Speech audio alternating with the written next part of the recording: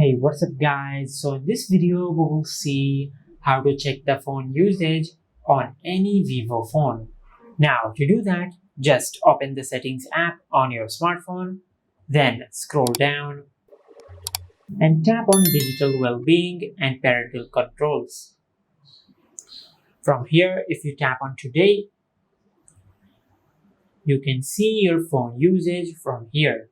As you can see, our phone usage is 2 hours and 25 minutes. And if you swipe to the right side, you can see the phone usage in the other days of this week. Just like that. And if you scroll down, you can see how many hours you have spent today in each app.